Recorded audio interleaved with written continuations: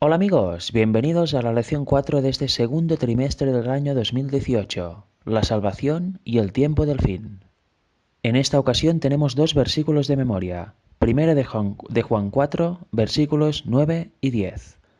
En esto se mostró el amor de Dios para con nosotros, en que Dios envió a su Hijo unigénito al mundo, para que vivamos por él. En esto consiste el amor, no en que nosotros hayamos amado a Dios, sino que Él nos amó a nosotros y envió a su Hijo en propiciación por nuestros pecados. Estos versículos nos muestran lo que hizo Dios por nosotros, porque normalmente se tiene un conocimiento teórico de lo que hace Dios, de lo que es necesario para ser salvo, pero muchas veces no lo aplicamos a la vida real ni lo aplicamos a la realidad. Esto fue un hecho totalmente real y totalmente cierto. El Padre dio a su Hijo unigénito porque era la única manera de que la humanidad pudiese ser salva y pudiese tener opción a ser redimida, y que algunos integrantes de ellas, todos los que aceptaran la justicia de Dios y caminaran por donde el Mesías anduvo, pues fueran salvos y volvieran a gozar de la eternidad que perdieron Adán y Eva en el Edén. Por tanto, esta semana vamos a analizar lo que hizo Dios por nosotros y en parte lo que tenemos que hacer nosotros también para ser aptos, para ser salvos al final. El libro Fe y Obras, página 22, dice: Si ustedes reúnen todo lo bueno, santo, noble y amable en el hombre, y luego lo presentan ante los ángeles de Dios como si desempeñara una parte en la salvación del alma humana, o como un mérito, la propuesta sería rechazada como una traición, porque realmente somos salvos por lo que Dios hizo por nosotros, no por nuestros méritos o algo que haya en nosotros que nos haga más buenos que el resto.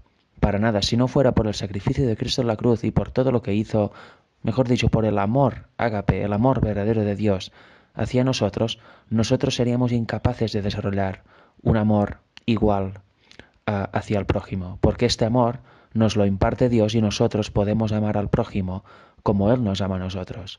Por tanto, no hay nada bueno en nosotros de serie, porque tenemos tendencia al mal desde la entrada del pecado, o sea que si Dios no hubiera hecho algo, no tuviéramos ningún tipo de esperanza para la salvación.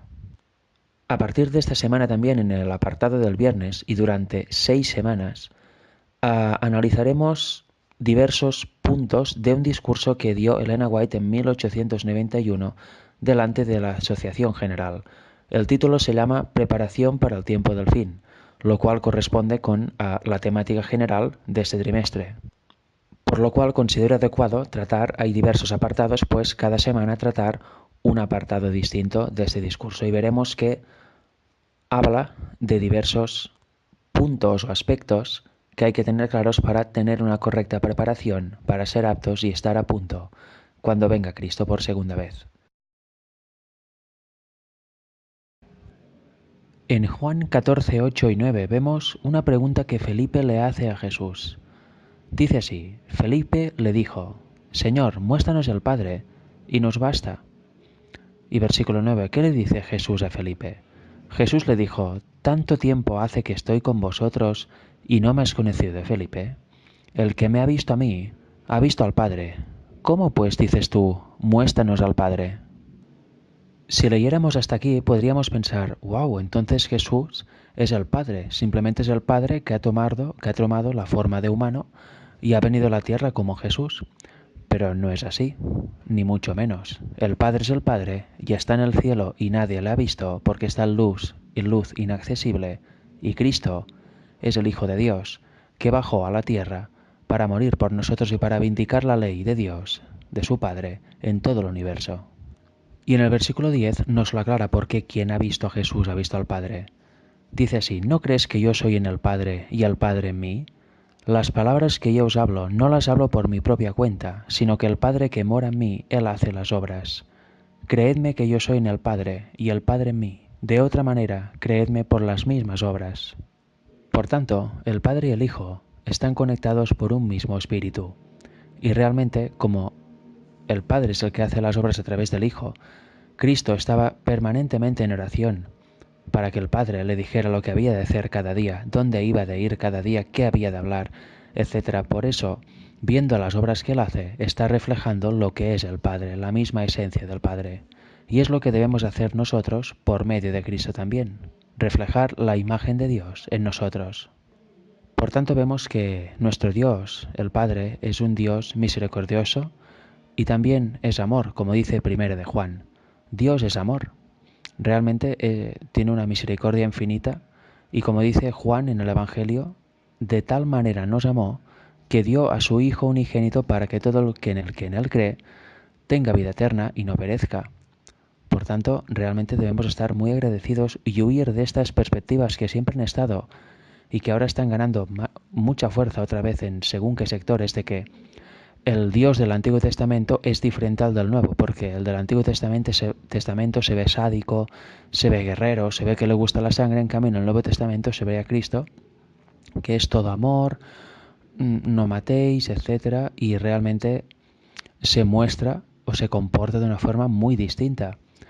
Pero eso es fruto de errores preconcebidos o de no estudiar en profundidad. Todas las matanzas del Antiguo Testamento y puntos límites a los que llegaron las naciones que provocó su destrucción final fue para preservar, entre otras cosas, el nacimiento del Mesías. Si se hubiera dejado que Israel se corrompiera por completo, se fuera por completo a la idolatría y acabara totalmente alejado de Dios, el Mesías nunca habría nacido porque tenía que venir del linaje de David, del linaje de Israel. Por tanto, entendiendo eso, se entiende por qué Dios preservó tanto a su pueblo y por qué a veces se vio obligado a tomar medidas drásticas cuando se llegaba a un punto donde no había marcha atrás ya en el freno del pecado. Y debemos tener en cuenta también otra cosa: Dios es amor, efectivamente, y tardo para la ira, pero también, según dice Deuteronomio 4:24, es fuego consumidor. Y por ejemplo, en Hebreos 12:29, el apóstol Pablo también nos lo dice. Y realmente será fuego consumidor para el pecador cuando venga por segunda vez. Todos los que no sean de su pueblo, todos los que no sean partícipes de la primera resurrección, morirán consumidos por el resplandor de la venida de Cristo. Por tanto, para ellos, que no se habrán purificado de sus pecados, que no habrán querido aceptar los caminos de Dios y habrán seguido el camino de Satanás, para ellos efectivamente será fuego consumidor Dios, porque nadie en pecado puede subsistir delante de él. Y al final, cuando vuelva a bajar con la nueva Jerusalén y los santos, y se recree otra vez la tierra y haya una nueva creación, y se destruyan los impíos resucitados en la segunda resurrección para siempre, vayan a la muerte eterna, pues también será fuego consumidor. Pero solo es en este caso. No ahora estando en vida a uno los consume, a otros no. Eso, el fuego consumidor, hay que entenderlo cuando se ejecuta el juicio al final, en la segunda venida y sobre todo en la tercera venida, al final cuando ya se recrea la tierra. Ahí realmente Dios será fuego consumidor para todos aquellos que no quisieron seguirle y que prefirieron otros caminos. Al igual que también será fuego consumidor para Satanás y sus ángeles, que en aquel momento en la segunda resurrección serán consumidos para siempre. Juan 1, del 1 al 3 dice: En el principio era el Verbo, y el Verbo era con Dios, y el Verbo era Dios. Este era en el principio con Dios. Todas las cosas por él fueron hechas, y sin él nada de lo que ha sido hecho fue hecho. Y un poco más abajo en el versículo 14 dice: Y aquel Verbo fue hecho carne, y habitó entre nosotros, y vimos su gloria, gloria como del unigénito del Padre, lleno de gracia y de verdad. En estos versículos vemos ya la preexistencia de Cristo. Ya existía antes de encarnarse en la tierra, existía como ser divino, como el Hijo de Dios. Y todo por él fue hecho. Ya lo vimos en otras escuelas sabáticas que el agente creativo del Padre fue Cristo. Por tanto, Cristo fue nuestro creador y el creador de todas las creaciones, valga la redundancia, que hay en el universo. El versículo 4, además de Juan, dice 1:4, en él estaba la vida, y la vida era la luz de los hombres. Incluso Cristo, cuando vino aquí en la tierra, dijo: yo soy el camino, la verdad y la vida. Como Hijo de Dios, Cristo era la imagen expresa del Padre, por tanto era totalmente divino. Tenía naturaleza divina también, por eso en él había vida original, que no proviene ni deriva de otra, porque como era Hijo de Dios tenía naturaleza divina, o sea que no podía ser en nada inferior a su Padre. Y este ser, el Hijo de Dios, vino a la tierra, se encarnó como Cristo, como Jesús, y tomó la naturaleza humana sobre sí. Esta naturaleza, la humana, la nuestra, veló la divina, la naturaleza divina. No la perdió, pero sí que fue velada y no pudo hacer uso de ella, porque si hubiera hecho uso de ella, ya su sacrificio y su ejemplo no habría valido, ya que nosotros no tenemos naturaleza divina. Por tanto, si para poder salvarnos necesitáramos usar la naturaleza divina, lo tendríamos muy mal, ya que sería imposible para nosotros. Por tanto, Él, con la humanidad, con la naturaleza humana, veló su naturaleza divina y fue exactamente humano como nosotros. Tomó la naturaleza de forma real, no de forma aparente, sino que sobre Él cargó la naturaleza caída después de 4000 años de pecado. La diferencia es que Él estaba afectado por el pecado, pero no estaba infectado por el pecado. No tenía la tendencia pecaminosa que tenemos nosotros. Fue tentado en absolutamente todo, pero nunca cedió ni un solo centímetro de terreno a Satanás. Siempre estuvo en el Espíritu y siempre estuvo con Dios. Por eso es válido para ser nuestro mediador y su sacrificio valió para algo, porque si en algún momento hubiera cedido a la tentación y hubiera dejado entrar a Satanás en él, se hubiera acabado todo. Hebreos 2.14 dice, por cuanto los hijos participaron de carne y sangre, él también participó de lo mismo. Por tanto, se confirma que el Hijo de Dios, cuando se encarnó, tomó realmente la naturaleza humana sobre sí. En el concilio celestial que tuvieron el Padre y el Hijo, de cómo tenía que ir el plan de redención, se estipuló, entre otras cosas, lo siguiente. Dice Hebreos 10.5, citando el Salmo 40, por lo cual entrando en el mundo, dice, sacrificio y ofrenda no quisiste, mas me preparaste cuerpo. Por tanto, en aquel concilio ya se decidió que el Hijo de Dios se encarnaría como humano aquí en la tierra. Y cuando llegara el tiempo determinado para su nacimiento, pues así se llevaría a cabo. Leyendo Filipenses 2, del 5 al 8 dice, haya pues en vosotros ese sentir que hubo también en Cristo Jesús, el cual siendo en forma de Dios, no estimó el ser igual a Dios como cosa a que aferrarse, sino que se despojó a sí mismo tomando forma de siervo, hecho semejante a los hombres, y estando en la condición de hombre, se humilló a sí mismo, haciéndose obediente hasta la muerte y muerte de cruz. Este fue el final del ministerio de Cristo y lo que permitió que fuésemos limpios de todos nuestros pecados. Su sangre nos limpia de nuestros pecados y nos abre una vía para la salvación, para la eternidad. La transgresión del hombre en el Edén abrió una brecha impresionante entre Dios y el hombre. Se cortó la conexión y solo una cosa podía hacer retomar esta conexión para los humanos que así eligieran en su libre albedrío seguir los caminos de Cristo y de esta forma ser aptos para el cielo al fin. Este único camino era la muerte del Hijo de Dios, la muerte del divino Hijo de Dios. Nada podía estar en su lugar, solo esto. El Hijo aceptó, condescendió y pasó lo que hemos ido viendo el día de hoy. Dio su vida por todos nosotros, dio su vida por vindicar también la ley de Dios en todo el universo y no dejar duda alguna de que Satanás estaba mintiendo a todos los seres creados, y de esta forma, dándose por sus criaturas, propició que la vía para la vida eterna volviera a estar abierta para la humanidad. Viendo eso, estudiando los evangelios, estudiando su ministerio aquí, estudiando cómo todo lo que hizo Cristo, porque ya sale por todo lado en el Antiguo Testamento, cómo nos ama, cómo nos ha guiado siempre y cómo está actuando aún en el cielo como nuestro mediador, debería hacernos realmente plantear qué hacemos en nuestra vida, a qué destinamos nuestro tiempo y si no estamos en el camino correcto, pues reflexionar, cambiar, entregarnos a Cristo de verdad, entregarnos a Dios y de esta forma al final poder ser aptos para el cielo. Realmente viendo todo lo que costó que la humanidad pudiera volver a ser salva, debería realmente hacernos plantear las cosas cuando vamos a pecar o cuando estamos haciendo cosas que para nada son del agrado de Dios, ¿no creéis? Por tanto, toca escudriñarse a nosotros mismos, nos toca escudriñarnos y poner nuestra vida en orden para con Dios.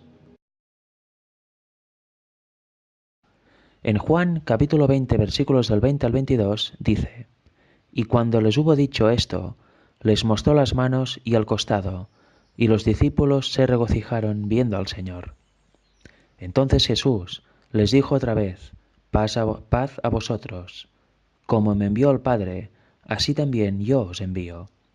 Y habiendo dicho esto, sopló y les dijo, recibid el Espíritu Santo. Versículo 23. A quienes remitiereis los pecados, les son remitidos, y a quienes se les retuviereis, les son retenidos. Recordemos que aquí, aún Cristo solo había resucitado, aún no había subido al Padre. Por tanto, aún no había sido glorificado. Lo vemos en el versículo 17 del mismo capítulo. Jesús le dijo a María, no me toques, porque aún no he subido a mi Padre, mas ve a mis hermanos y diles, subo a mi Padre y a vuestro Padre, y mi Dios y a vuestro Dios. Por tanto, aquí vemos que cuando Jesús sopló el Espíritu, su aliento de vida sobre los discípulos, solo fue en parte. No se envió plenamente a los discípulos. Eso fue en el día de Pentecostés. El motivo por el cual no se había derramado aún el Espíritu Santo en toda su plenitud y solo les dio una pequeña porción es, como he dicho antes, porque aún Cristo no había sido glorificado. Y eso lo comprueba en el mismo Evangelio de Juan, capítulo 16, unos capítulos más adelante del que hemos leído ahora, a partir del versículo 6.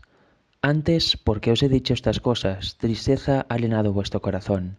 Pero yo os digo la verdad, os conviene que yo me vaya, porque si no me fuera, el Consolador no vendría a vosotros, mas si me fuere, os lo enviaré. Aquí lo vemos, el Cristo que conocemos, el Cristo humano divino, tenía que ir al cielo y ser glorificado. Después de eso podía enviar el Consolador, el Espíritu, su Espíritu. Cuando fue, pues, en Hechos 2, empezaremos en el versículo 1. Cuando llegó el día de Pentecostés, estaban todos unánimes juntos. Aquí vemos algo muy importante. Para que se derrame el Espíritu en toda su plenitud, para que caiga la lluvia del Espíritu sobre nosotros, debemos estar unánimes, debemos estar todos unidos. No debe prevalecer sentimientos de querer imponerse el uno al otro, querer ser más importante el uno que el otro, haber riñas, haber discusiones, haber pleitos entre nosotros.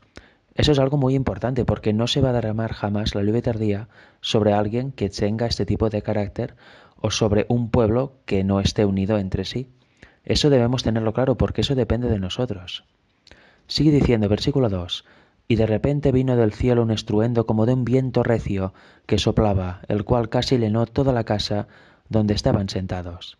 Y se les aparecieron lenguas repartidas como de fuego, asentándose sobre cada uno de ellos, y fueron todos llenos del Espíritu, y comenzaron a hablar en otras lenguas, según el Espíritu les daba que hablasen.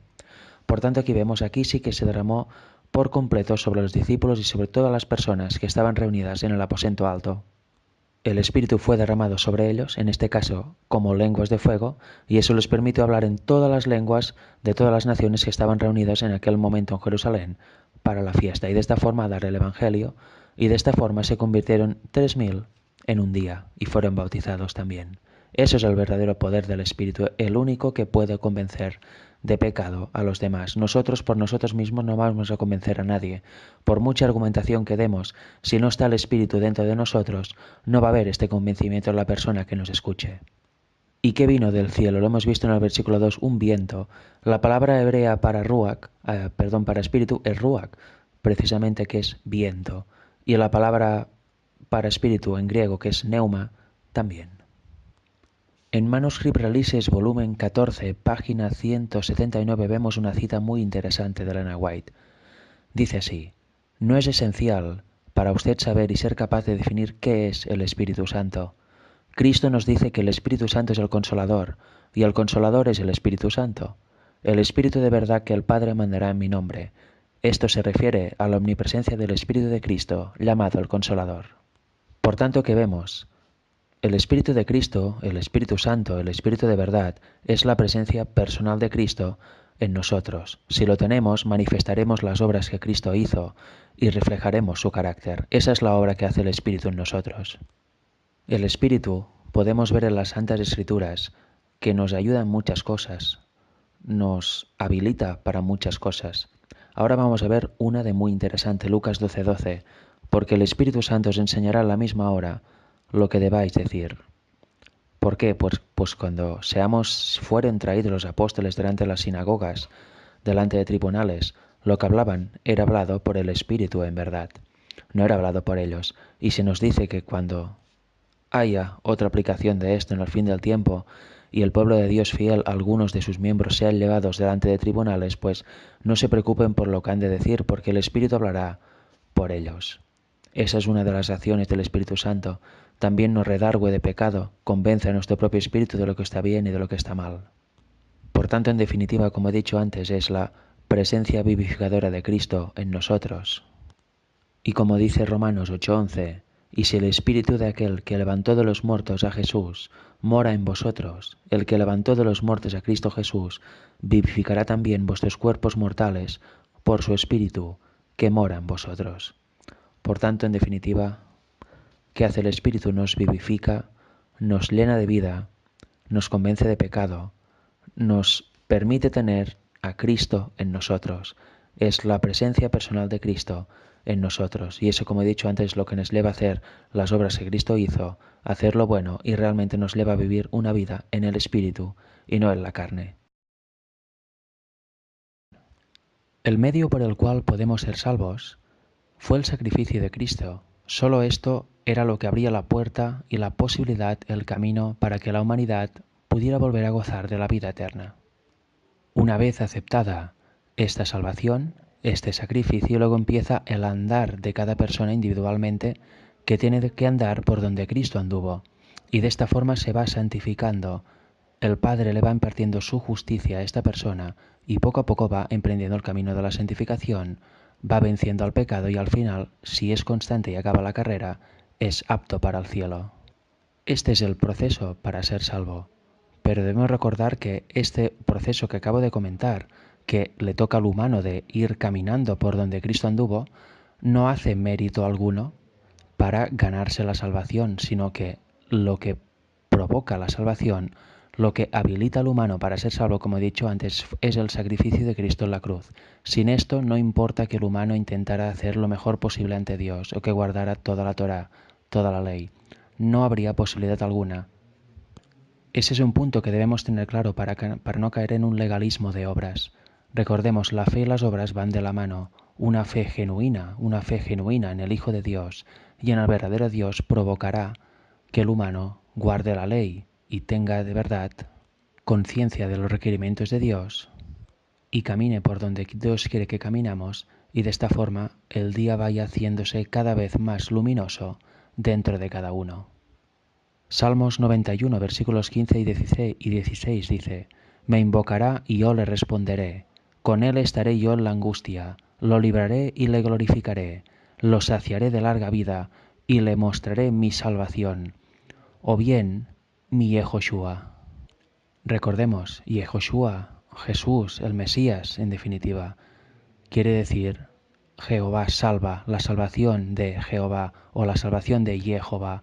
Por tanto, es muy interesante que dice, y le mostraré mi salvación, mi Yehoshua.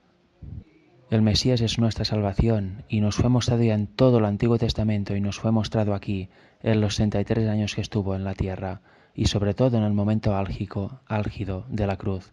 Ahí se nos fue mostrado el misterio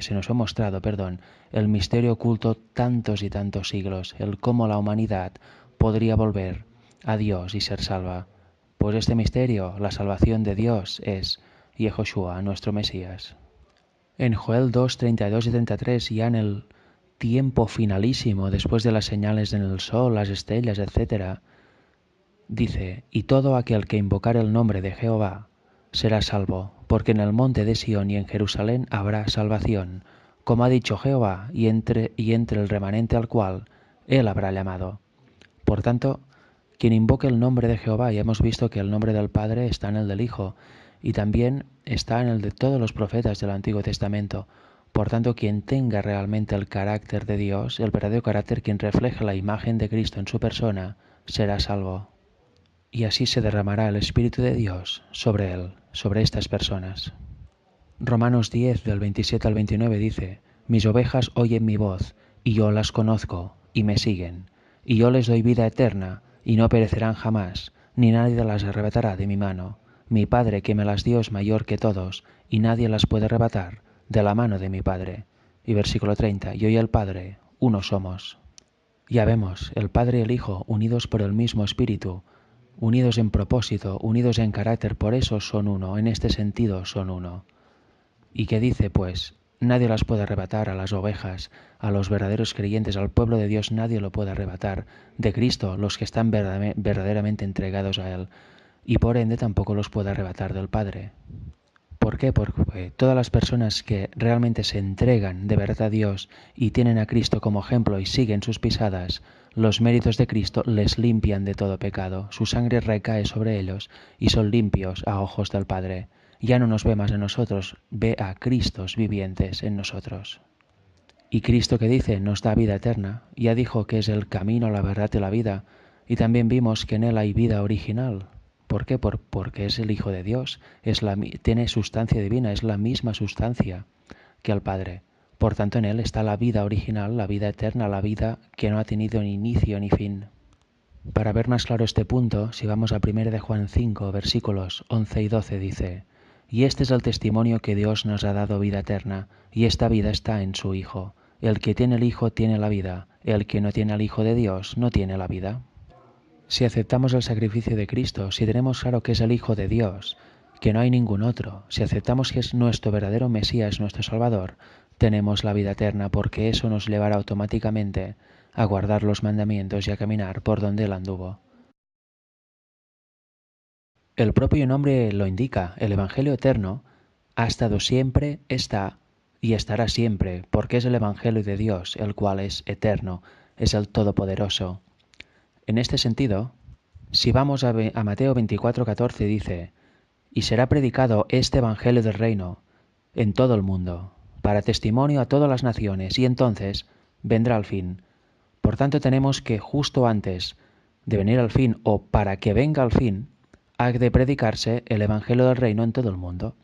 ¿Y cuál es este Evangelio? Pues es el Evangelio eterno, el Evangelio que ya se predicó a Abraham, el Evangelio que ya se predicó a los propios discípulos. Ahora en Apocalipsis 14 veremos más claramente de qué Evangelio se refiere Jesús. A partir del versículo 6 de Apocalipsis 14 dice: «Vi volar por en medio del cielo a otro ángel, que tenía el Evangelio eterno, para predicarlo a los moradores de la tierra, a toda nación, tribu y pueblo, lengua y pueblo, diciendo a gran voz: Temed a Dios y dadle gloria, porque a la hora de su juicio ha llegado, y adorad a aquel que hizo el cielo y la tierra, el mar y las fuentes de las aguas». Por tanto, ¿a qué nos lleva este mensaje? Pues a saber que empezó un juicio, ahora actualmente ya empezó. Cuando se empezó a predicar se tenía que decir que venía el inicio del juicio investigador. Ahora ya sabemos que se inició, por tanto estamos en el solemne tiempo de Yom Kippur, tiempo de inspeccionarnos, de autoinspeccionarnos a nosotros mismos y limpiarnos de todo pecado, dejar toda mala acción. Es tiempo de unirnos a Dios, de limpiarnos para estar sin mancha en su regreso. Y nos dice también algo muy importante: adorad a aquel que hizo el cielo, o sea, nos lleva otra vez a adorar el Dios verdadero. Hoy en día hay muchos conceptos de Dios, conceptos metafísicos, conceptos de la divinidad que no se ajustan para nada a lo que dice la Biblia, conceptos totalmente alejados de la verdadera deidad. Ese mensaje nos dice que volvamos al verdadero Dios, que lo adoremos, porque todo se trata de adoración. Si adoramos un Dios que creemos que es el bíblico pero no lo es, desde nuestra perspectiva quizás estaremos haciendo lo correcto, pero desde la perspectiva de Dios no. Y un ejemplo claro lo vemos con el becerro de oro. La gente que estaba adorando el becerro de oro estaban diciendo: este es el Dios que nos sacó de la tierra de Egipto. O sea, en su mente estaban adorando al Dios que los sacó de la tierra de Egipto. Pero arriba de la montaña Sinaí estaban el verdadero Dios y Moisés, y Dios le decía: ¿qué están haciendo? ¿Qué está haciendo el pueblo? Desde la perspectiva de Dios estaban en idolatría adorando a algo que no tenía vida. En cambio, desde la perspectiva del humano, estaban adorando al Dios. Según ellos, este Dios los había sacado de Egipto. Por tanto, hoy en día pasa lo mismo. En el mundo cristiano siempre se está adorando, o muchas veces se está adorando a un Dios que no existe, a un Dios que pasa por bíblico, pero que en realidad no es el Dios bíblico. Todo viene de levadura acumulado a lo largo de siglos y siglos y siglos de terrible teología, terribles doctrinas, etc. Por tanto, este mensaje nos ha de elevar a volver a los orígenes, volver a las sendas antiguas y conocer el verdadero Dios, el que creó los cielos, la tierra y el mar. Este es el que debemos adorar y al que debemos conocer, si no, no seremos salvos y estaremos en idolatría y muchas veces, lo que es peor, sin saberlo. Y sigue diciendo el versículo 8: «Otro ángel le siguió diciendo: ha caído Babilonia, la gran ciudad, porque ha hecho beber a todas las naciones del vino del furor de su fornicación. Y luego otro más, y el tercer ángel lo siguió diciendo a gran voz: Si alguno adora a la bestia y su imagen, y recibe la marca en su frente o en su mano, él también beberá del vino de la ira de Dios, que ha sido vaciado puro en el cáliz de su ira, y será atormentado con fuego y azufre, delante de los santos ángeles y del Cordero. Aquí nos está llevando a no seguir las doctrinas falsas, las doctrinas de Babilonia, las doctrinas cristianas de la Iglesia Popular Cristiana que ha pervertido totalmente la Biblia. En ese caso el papado y todo el protestantismo, ya actualmente prácticamente ya no existe el protestantismo.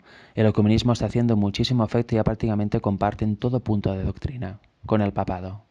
Nos habla también de adoración, no debemos adorar la imagen de la bestia, ni recibir su marca. Es un tema de estudio para hacer en los distintos capítulos de Apocalipsis, por ejemplo el 13, que es justo el anterior a este. Porque si caemos en apostasía y recibimos la marca o adoramos a la bestia y a su imagen, en definitiva si adoramos a Satanás, pues también tendremos la misma paga que está reservada para ellos, para todas estas personas, para todos estos poderes, y no seremos salvos. Y eso la verdad es que sería muy triste, teniendo la palabra de Dios donde ver lo que es verdad y lo que no. Por tanto, seamos serios y realmente estudiemos la Biblia de verdad y por nosotros mismos para llegar a la pureza, para llegar a la verdad verdadera y adorar al Dios verdadero. El versículo 12 dice: Aquí está la paciencia de los santos, los que guardan los mandamientos de Dios y la fe de Jesús. Por tanto, ¿cuál es el verdadero cristiano? La verdadera persona que formará parte del verdadero pueblo de Dios. El que tiene la fe de Jesús.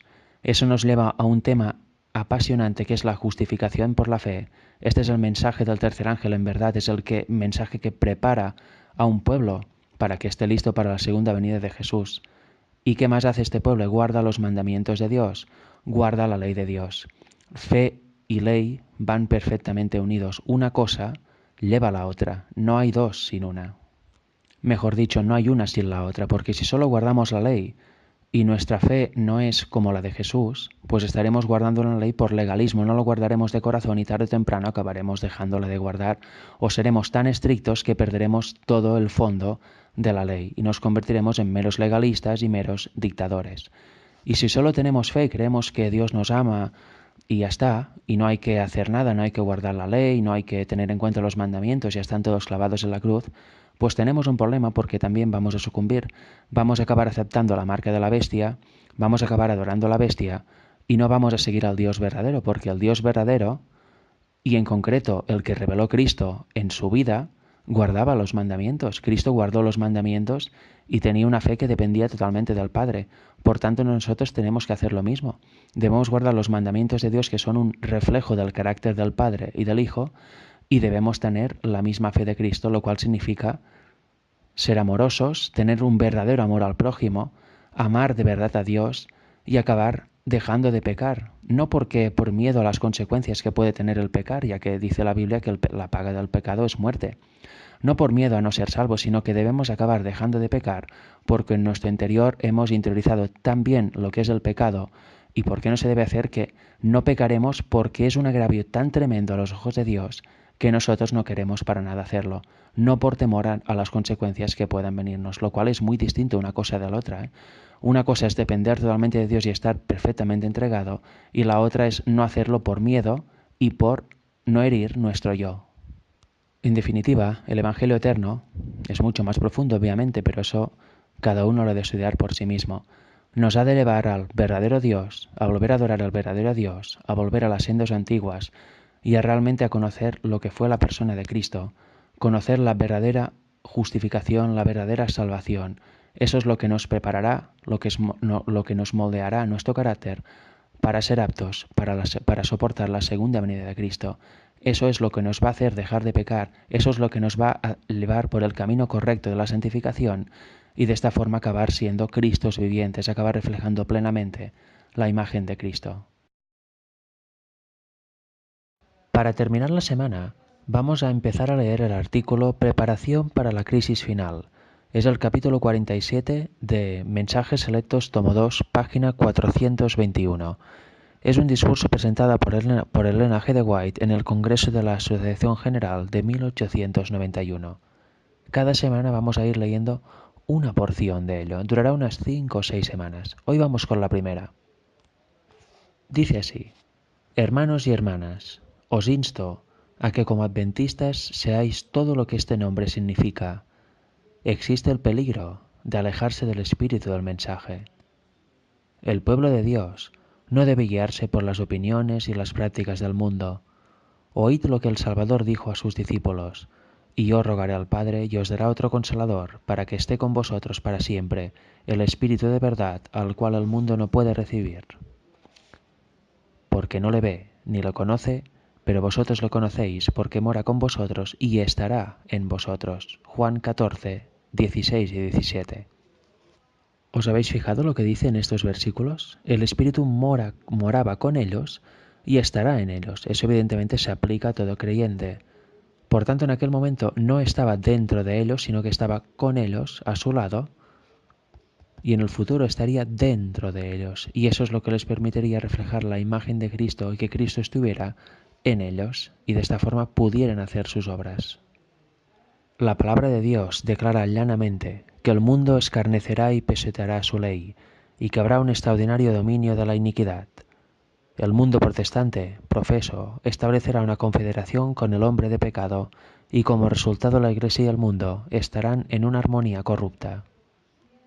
Eso ya se está viendo ahora. Prácticamente solo quedan los últimos flejos para que la unión entre el mundo protestante y el papado sea completa, y en aquel entonces ya habrá la bestia dominando todo el sistema religioso. El ecumenismo habrá surgido efecto, porque aparte del mundo protestante también estarán metidos ahí todas las religiones del mundo y todas las tendencias de este mundo, unidos en los puntos que tienen en común y no hablando de los que les diferencia. Sigue diciendo: la gran crisis está sobreviniendo sobre el mundo. Las escrituras enseñan que el papado reconquistará su perdida supremacía y que volverán a encenderse los fuegos de la persecución mediante las concepciones contemporizadoras del así llamado mundo protestante. En este tiempo de peligro podremos resistir únicamente en la medida en que tengamos la verdad y el poder de Dios. Los hombres pueden conocer la verdad solo siendo participantes de la naturaleza divina. Ahora necesitamos una sabiduría más que humana al leer e investigar las Escrituras, y si acudimos a la palabra de Dios con humildad de corazón, Él levantará un estandarte para protegernos del medio ambiente licencioso. Por tanto, necesitamos que realmente el Espíritu de Dios esté en nosotros para poder entender bien las Escrituras y no irnos por las ramas o por caminos que no tocan. Necesitamos del Espíritu de Dios para que realmente las enseñanzas de las Escrituras se nos graben en la mente y realmente nos transformen nuestro ser. Sigue diciendo: es difícil mantener firmes hasta el fin los rudimentos de nuestra confianza, y la dificultad aumenta cuando existen influencias ocultas que trabajan constantemente para introducir otro espíritu, un elemento contrarrestante que obra en favor del bando de Satanás. En ausencia de la persecución, se han introducido en nuestras filas algunos que tienen una firmeza aparente y cuyo cristianismo parece incuestionable, pero que se apartarían de nosotros si surgiera la persecución. En la crisis, prestarán atención a razonamientos aparentemente plausibles que han influido en sus mentes. Por tanto, ¿qué vemos aquí? Tengamos cuidado de idolatrar a personas o de pensar que esta persona es tan entregada a Dios. Nunca podemos confiar en el hombre, debemos confiar solamente en Dios y trabajar para cambiar nuestros caracteres y ser aptos para ser salvo, pero no debemos poner nunca la confianza en el hombre, en el pastor, en el líder, en el hermano que sabe tanto. Nunca podemos confiar en el hombre y poner nuestra confianza ahí, porque si éste cae, nosotros vamos detrás. Y ya veis, habrá sorpresas. Personas que han sido tan entregadas en el momento crucial fallarán y se entregarán al enemigo. Satanás, sigue diciendo, ha preparado diversas trampas para hacer frente a las distintas clases de mentes. Cuando se invalide la ley de Dios, la Iglesia será zarandeada por pruebas terribles, y una proporción más elevada de la que ahora anticipamos prestará atención a espíritus seductores y a doctrinas de demonios. En lugar de ser fortalecidos cuando son puestos en dificultades, muchos demostrarán que no son sarmientos vivientes de la vid verdadera, no llevaron frutos y el viñador los separó. Y es así. En el momento de la persecución, en el momento de la tribulación, se ve claramente quién es quién. Y en aquel momento, como hemos visto, nos llevaremos muchas sorpresas. Oremos al Señor y pongámonos a trabajar en la dirección correcta para no ser de los que, cuando llegue el momento, seamos zarandeados. Oremos al Señor para que nos dé la fuerza necesaria para ser constantes en nuestro andar diario y de esta forma unirnos más y más a Él, que es lo único que nos dará la fortaleza para resistir y no ser engañados en el tiempo final. Que Dios os bendiga a todos.